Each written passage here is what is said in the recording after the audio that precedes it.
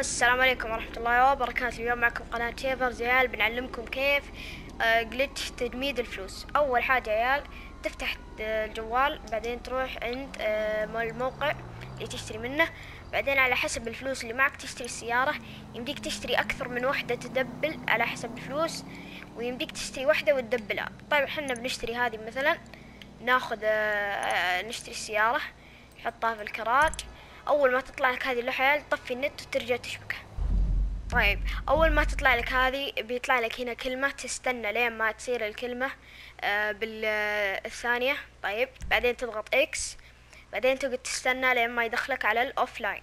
طيب اول ما يدخلنا على فرانكل لازم يعني يكون عندك الطير. اللي ما يعرف كيف يجيب الطير يكتب في اليوتيوب، او ان شاء الله ننزل لكم مقطع قريب عن الطير.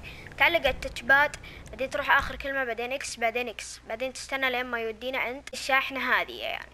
بعدين تضغط اول كلمة، بعدين اول كلمة مرة ثانية، بلفك على الطير الاشخاص اللي عندي بالطير، تضغط على الطير اكس. طيب يا اخوان اول ما يرسب لنا زي كذا تعلق على التاتشباد، بعدين تروح عند العاشرة وتخليه زي كذا، بعدين دايرة، بعدين تطير. اول ما تطير تعلق التاتشباد بالكلمة العاشرة. تقعدون يا عيال تدوروا لكم شاحنة. هو يفضل انه شاحنة، حتى السيارة العادية تضبط، بس الافضل انه شاحنة عشان يضبط الجلتش. طيب يا اخوان اول ما تلقالك زي كذا تعلق، قبل لا تسقع فيها تدبل اكسات على الكلمة العاشرة زي ما قلنا. تعلق اول ما تعلق معك شاشة سوداء كذا معناته الجلتش ضبط.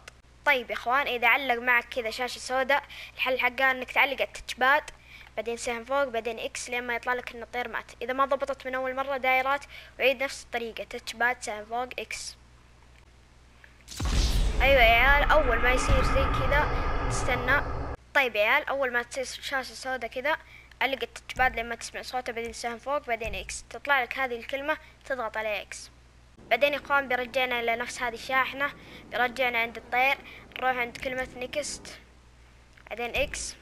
اذا رسمنك زي كذا في الطير انت امورك في السليم، اضغط ستارت، بعدين روح عند اونلاين، بعدين روح عند كلمة بلاي جي تي اي اونلاين، بعدين ثاني وحدة، بعدين اكس.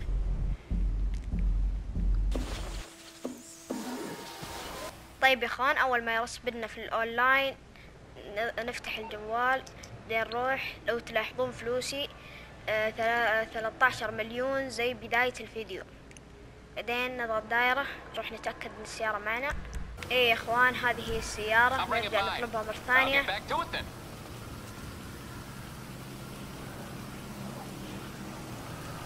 هذه هي يا عيال السيارة. طيب نركبها. طيب يا اخوان هذه هي الطريقة، حتى عادي انت تبي تبيعها او ما تبيعها كلها تصلح، بس الافضل انك انت ما بتسوي جلتش عشان تبيع السيارة. هذه هي السيارة يا عيال تنباع بمليون، فلوسنا زي ما قلنا 13 مليون زي الاولى، ونبيع السيارة.